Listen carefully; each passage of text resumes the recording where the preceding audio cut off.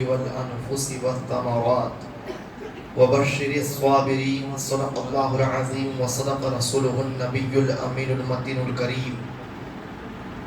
ونحن على ذلك لمن الشاهدين والشاكرين والحمد لله رب العالمين۔ انتہائی ادب و احترام اور عقیدت و محبت کے ساتھ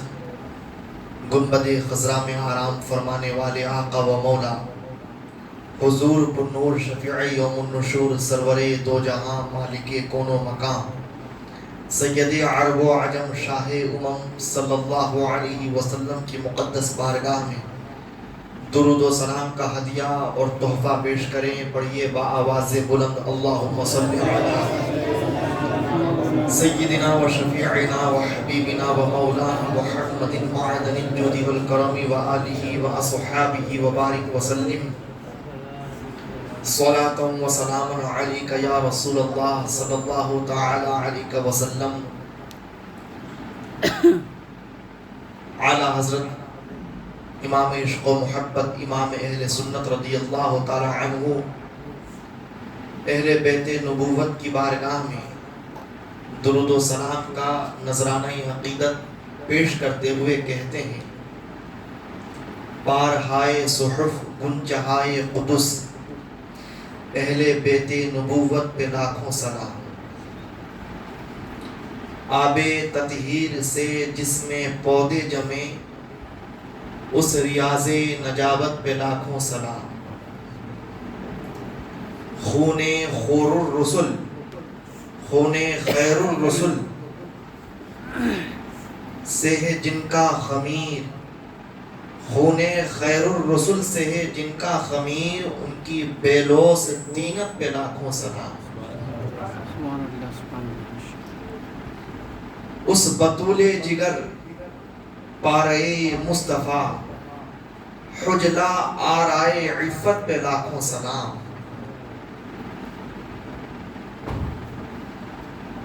سیدہ فاطمہ طیبہ طاہرہ جان احمد کی راحت پہ لاکھوں سلام۔ وہ حسن مجتبی سید الاسخیاء،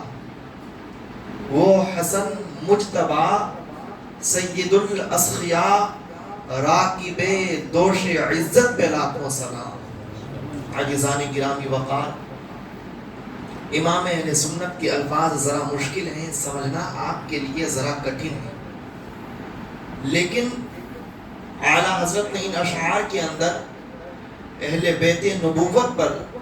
درود و سلام کا گلدستہ اور نذرانہ جس طرح سے نچھاور کیا ہے، پیش کیا ہے،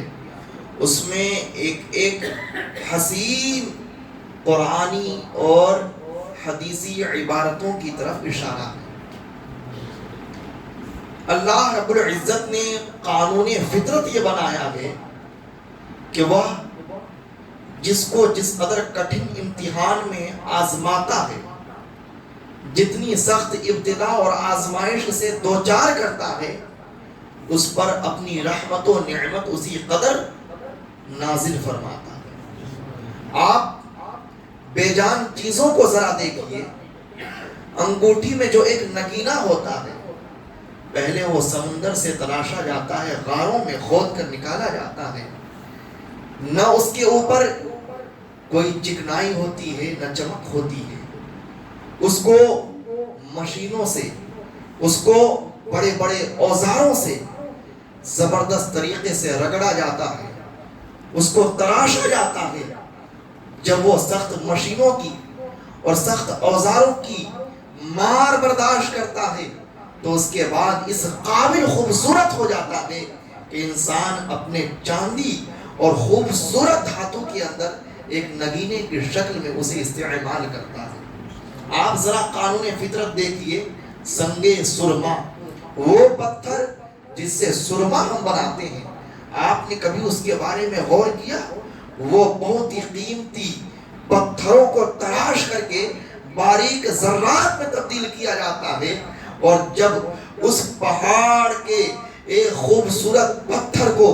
جب تراشا جاتا ہوگا، ریزوں میں تبدیل کیا جاتا ہوگا، تو اس کو کتنی کٹھنائیوں سے گزرنا پڑتا ہوگا۔ کس قدر مشقت اور تکلیف سے گزرنا پڑتا ہوگا، کس قدر مصیبت سے دوچار ہونا پڑتا ہوگا، اس کے بعد جب وہ اس مصیبت، اس مشقت، اس تکلیف، اس اذیت اور اس درد و الم کو برداشت کرتا ہے تو اس قابل اتنا لطیف ہو جاتا ہے، اس قدر خوبصورت باریک ذرات میں تبدیل ہو جاتا ہے کہ انسان اسے اپنی آنکھوں کا سرما بناتے ہیں اور اس سے اپنی آنکھوں کو روشن کرتے ہیں، اپنی نگاہوں کے اندر تازگی اور فرحت پیدا کرتے ہیں۔ آپ دیکھیے جب اس نے اتنی مشقت برداشت کی تو وہ جو پیروں کے نیچے روندا جانے والا پتھر تھا وہ اس قدر بابرکت اور انمول ہو گیا اور اس قدر لطیف اور اس قدر نعمت والا ہو گیا کہ ایک انسان نے اسے اس قدر شرف بخشا کہ اپنی آنکھوں کا سرما بنا لیا۔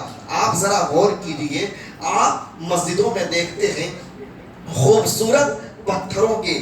بہترین نقش و نگار سے مسجدوں کو آراستہ کیا جاتا ہے اور سنگ مرمر جب چٹان کی شکل میں جب زمین سے نکلتا ہے تو وہ ایک ایسا ڈھیلا ہوتا ہے جو دیکھنے میں بھدا معلوم ہوتا ہے، نہ اس کے اندر خوبصورتی ہوتی ہے، نہ چکناہٹ ہوتی ہے، نہ اس کے اندر حسن و جمال موجود ہوتا ہے، لیکن اسے تراشا جاتا ہے، اسے چھیلا جاتا ہے، اسے بڑے بڑے اوزار کے ساتھ میں اس قدر مارا جاتا ہے کہ اس کے اندر جاذبیت پیدا ہو جاتی ہے، اس کے اندر دلکشی پیدا ہو جاتی ہے، اس میں حسن و جمال پیدا ہو جاتا ہے۔ انسان اپنے اوزاروں کو اپنے اوزاروں سے اس کو تراش کر کے خوبصورت نقش و نگار میں تبدیل کر دیتا ہے اور پھر وہ پتھر جو ایک زمانے کے اندر زمین میں بے قدر و قیمت اور بے نشان موجود تھا، آج اسے تاج محل کی شکل میں انمول سمجھا جاتا ہے، منبر و محراب کی شکل میں قیمتی تصور کیا جاتا ہے اور اسے مسجدوں کی زینت بنا دی جاتی ہے۔ آپ بتائیے آج وہ اس قدر قابل رشک کیوں بنا؟ کیونکہ اس نے مشقت برداشت کی تھی، کیونکہ اس نے مصیبت برداشت کی تھی، کیونکہ اس نے مار برداشت کی تھی، کیونکہ اس نے اپنے جگر کے اوپر بڑے بڑے لوہوں کی تپش کو قبول کیا تھا، تب وہ اس قابل بنا۔ آپ ذرا غور کیجئے، آپ اپنے گھر میں اناج رکھتے ہوں گے، غلہ رکھتے ہوں گے، آپ کے پاس میں گیہوں کا اناج بھی موجود ہوگا، وہ اناج جو آپ اپنے گھر پہ رکھتے ہیں جب وہ اناج آپ کے کٹورے میں ہو یا وہ آپ کے کسی مکان کے گوشے میں ہو تو اس کی قیمت صرف اتنی ہوتی ہے کہ اگر وہ آٹا بن گیا تو وہ روٹی کی شکل میں تبدیل ہو کر آپ کے لیے قابل استعمال ہو کر فنا ہو جاتا ہے، پھر اس کے بعد میں اس کا کوئی وجود نظر نہیں آتا ہے۔ لیکن وہی اگر دانا جب زمین کے اندر جاتا ہے، زمین کے اندر جانے کے بعد میں زمین کی گرمی کو برداشت کرتا ہے، جب اس کے اوپر پانی برستا ہے تو وہ پانی کی موجوں کو بھی برداشت کرتا ہے، جب اس کے اوپر سورج کی کرن پڑتی ہے تو وہ سورج کی حرارت کو برداشت کرتا ہے، اور وہ ایک دانا جو زمین، جو مٹی اور جو تپش کو برداشت کر رہا ہے، پانی کو برداشت کر رہا ہے، ہواؤں سے لڑ رہا ہے، اس میں اللہ اتنی قوت پیدا کر دیتا ہے، اس قدر اس کے اندر طاقت پیدا کر دیتا ہے کہ وہ زمین کے سینے کو چیر کر نکلتا ہے اور ایک پودے کی شکل میں وہ زمین سے اگتا ہے اور اگنے کے بعد میں انتہائی نفع بخش ہو جاتا ہے۔ وہ ذرہ جو تھوڑی دیر پہلے انتہائی قدر و قیمت سے گرا ہوا تھا، لیکن جب اس نے مشقت برداشت کی، جب اس نے تپش برداشت کی، جب اس نے زمین کے سینے میں رہ کر کے زمین کی سوزش کو قبول کیا اور جب وہ آفتاب کی کرنوں سے لڑتا رہا اور ہواؤں کی موجوں سے وہ جھوجتا رہا تو اس میں اتنی طاقت پیدا ہو گئی، اتنی قوت پیدا ہو گئی کہ اس ایک دانے سے سینکڑوں دانے نکل گئے، اس ایک بالی میں کئی بالیاں پیدا ہو گئی۔ آپ بتائیے، میں بتانا صرف اتنا چاہتا ہوں، اللہ کی بڑی عجب شان ہے، وہ بڑا کریم ہے، وہ بڑا قادر ہے، وہ بڑا مالک ہے، وہ جانتا ہے کس کو کتنی مشقت دینی چاہیے، وہ جانتا ہے کس سے کس قدر امتحان لیا جائے، وہ جانتا ہے کس کو کس قدر آزمایا جائے، اور جب وہ بندہ اس آزمائش کے اندر کامیاب ہو جاتا ہے تو اس پر کامیابیوں کا تاج رکھ دیا جاتا ہے اور قیامت تک کے لیے اس کی سربلندی اور سرفرازی کے قصے اور واقعات بیان کیے جاتے ہیں۔ اے میرے عزیزوں، میں بتانا صرف اتنا چاہتا ہوں، آپ واقعات کربلا کو کس روشنی میں دیکھتے ہیں؟ یہ آپ کا نظریہ ہوگا، لیکن میں اس روشنی میں دیکھتا ہوں کہ نامی کوئی بغیر مشقت نہیں ہوا، 100 بار جب عقیق کٹا تب نکی ہوا۔ انسان کو دنیا میں اگر اللہ کی بارگاہ میں مقبولیت حاصل کرنی ہے، نام حاصل کرنا ہے، تو اسے نام حاصل کرنے کے لیے، خدا کی بارگاہ میں مقبولیت حاصل کرنے کے لیے مشقتوں کے بادلوں کے نیچے اس کو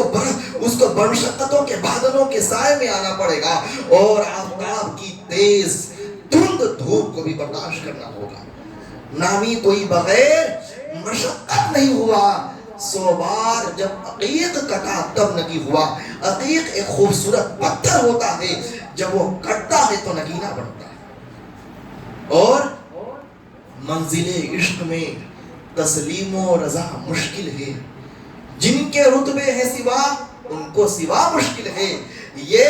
اللہ رب العزت کی بارگاہ میں عشق و رضا کی منزلوں کو طے کرنا پڑتا ہے، خدا کی بارگاہ میں آزمائشوں سے جھوجنا پڑتا ہے، مشقتوں کو قبول کرنا پڑتا ہے، مصیبتوں سے دوچار ہونا پڑتا ہے۔ اس کے بعد پروردگار عالم اسے اپنی سربلندیوں سے نوازتا ہے، اپنی سرفرازیوں سے نوازتا ہے، اپنی بارگاہ سے نعمتوں سے نواز دیتا ہے۔ اور بزرگوں نے کہا ہے العطایا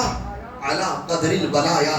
جس پر جتنی مشقت، مصیبت، اذیت، بلا اور آزمائش آتی ہے، اللہ کی طرف سے دنیا اور آخرت میں انعامات بھی اس پر اتنے ہی نازل ہوتے ہیں۔ واقعات کربلا آپ ذرا دیکھیے، سادات کرام، اہل بیت اطہار سے اللہ تعالیٰ نے دنیا کا وہ امتحان لیا، وہ آزمائش لی، ایک ایسی زبردست بلا میں ان کو مبتلا کیا گیا کہ آج ان کو پڑھتے ہیں تو پڑھنے کے بعد میں کلیجہ منہ کو آ جاتا ہے، پڑھنے کے بعد میں دل تڑپنے لگتا ہے، سننے کے بعد میں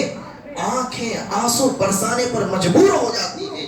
بتائیے اس آزمائش میں سادات کرام کو، سید السادات کو، امام الشہداء کو، امام عالی مقام کو کیوں مبتلا کیا گیا؟ بتانا یہ تھا کہ دیکھو یہ پتھروں سے زیادہ مضبوط ہے، یہ آفتاب کی کرنوں سے زیادہ اپنے اندر حرارت رکھتا ہے، یہ زمین کی سوزش سے زیادہ مضبوط ہے۔ کائنات میں اگر شجاعت و بہادری کو دیکھنا ہو اور صبر و رضا کی منزلوں کو طے کرنے والا ایک بادشاہ دیکھنا ہو اور خدا کے قانون فطرت پر اپنے زر تسلیم کو خم کر دینے والا ایک بے نیاز غنی بادشاہ دیکھنا ہو، تو وہ لخت جگر بطول زہرا اور وہ مصطفیٰ کے شہزادے کو دیکھ لے۔ ان کو دیکھنے کے بعد اسے یقین ہو جائے گا کہ مصطفیٰ کی بارگاہ میں یہ اتنا مضبوط مقبول کیوں تھا، اور خدا کی بارگاہ سے ان کو اتنے مراتب و درجات کیوں ملے تھے۔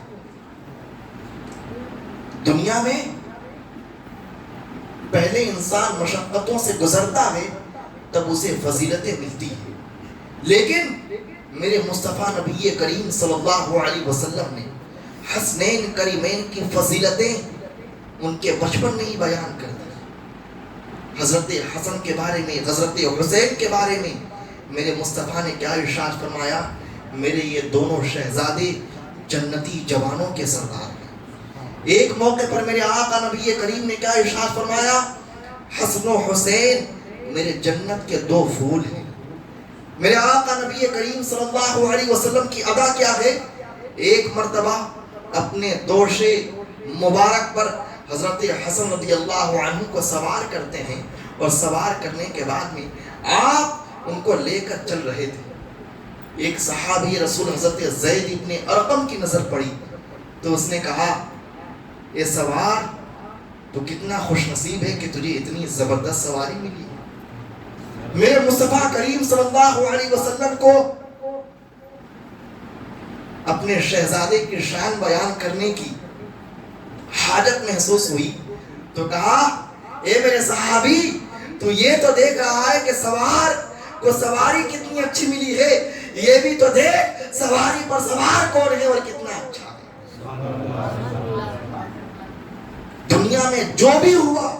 وہ پہلے مشقت برداشت کرتا ہے، پھر اس کی فضیلتیں ہوتی ہیں۔ لیکن حضرات حسنین کریمین کی شان یہ ہے کہ مصطفیٰ نے پہلے ان کے مقام کو بتا دیا، ان کے مرتبے کو بتا دیا، ان کے تقدس کو بتا دیا، ان کی تطہیر کو بیان کر دیا، ان کی پاکیزگی کو ظاہر کر دیا، ان کی عقیدت و محبت کے قصیدے پڑھ دیے اور بیان کر دیا کہ اے دنیا والو ہمیشہ یہ یاد رکھنا، ان کی ہستی یہ ہے کہ یہ میرے جگر کا ایک ٹکڑا ہے، یہ میرے خون کا ایک قطرہ ہے، ان کو اذیت پہنچے گی تو میرا دل درد کرے گا، ان کو مصیبت لائق ہوگی میں غمزدہ ہو جاؤں گا، یہ افسردہ ہوں گے، میری آنکھوں سے آبشار برسنے لگیں گے۔ اس لیے اے میرے صحابہ اور اے امت محمدیہ، قیامت تک کے لیے میرے شہزادوں کو کبھی اذیت مت پہنچانا۔ پہلے مصطفیٰ نے اپنی اہل بیت کی عقیدت و محبت کو بیان کر دیا، ان کے فضائل کو بیان کر دیا۔ اب دنیا والوں کو دکھانے کا وقت تھا مصطفیٰ کی اولاد کو یہ رتبہ کیوں ملا، مصطفیٰ کی اولاد کو یہ مقام کیوں ملا ہے، مصطفیٰ کی آل و اولاد کو یہ فضیلت کیوں حاصل ہے، مصطفیٰ کی آل و اولاد کو یہ درجہ اور مقبولیت کیوں ملی ہے، اور خدا کی بارگاہ سے ان کی تطہیر کا قصیدہ کیوں پڑھا گیا ہے، دنیا والوں کو بتانا تھا۔ اسی لیے امام حسین رضی اللہ عنہ کربلا کے میدان میں آتے ہیں اور آنے کے بعد میں لوگوں کے سامنے یہ ظاہر کر دیتے ہیں، دیکھو مصطفیٰ کے دین پر قیامت تک کے لیے مر مٹنے کا جذبہ اگر کسی میں ہو سکتا ہے تو وہ اولاد مصطفیٰ میں ہو سکتا ہے۔ یہ سورج کی تپش سے گھبرانے والی قوم نہیں ہے، یہ زمین کی تاریکیوں سے گھبرانے والی قوم نہیں ہے، یہ بادلوں کی اندھیریوں سے بیتاب ہونے والی قوم نہیں ہے، یہ ہواؤں کے جھونکوں سے بے قرار ہونے والی قوم نہیں ہے۔ ان پر کتنی مصیبتیں کیوں نہ اترے، ان پر مشقتیں کیوں نہ نازل ہو، انہیں درد و غم میں کیوں نہ رکھا جائے، انہیں تکلیفیں کیوں نہ دی جائے، ان کی شان یہ ہے کہ ہر عالم میں، ہر سچویشن میں مصطفیٰ کے دین پر قائم رہتے ہیں، ثابت رہتے ہیں۔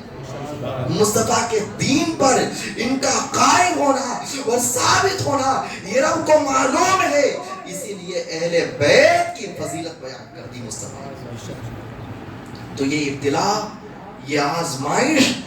جو سادات طیبات کو کربلا کے میدان میں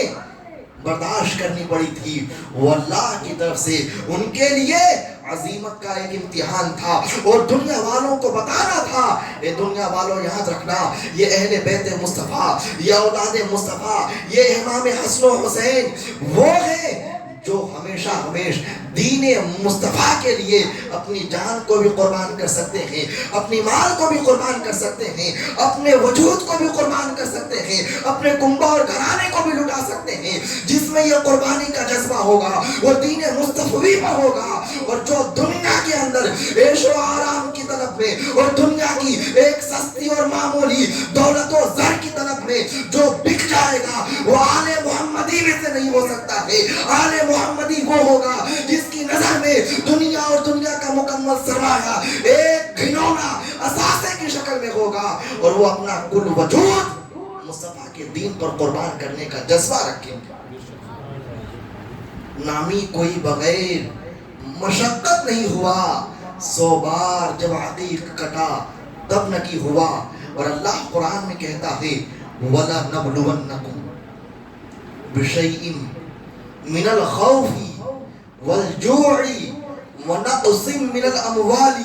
وَالْأَنفُسِ وَالثَّمَرَاتِ۔ اے لوگو ضرور ہم تمہیں آزمائیں گے، بِشَيْءٍ مِنَ الْخَوْفِ کچھ دنیا میں خوف دے کر، والجوع کچھ بھوک دے کر، وَنَقْصٍ مِنَ الْأَمْوَالِ وَالْأَنفُسِ وَالثَّمَرَاتِ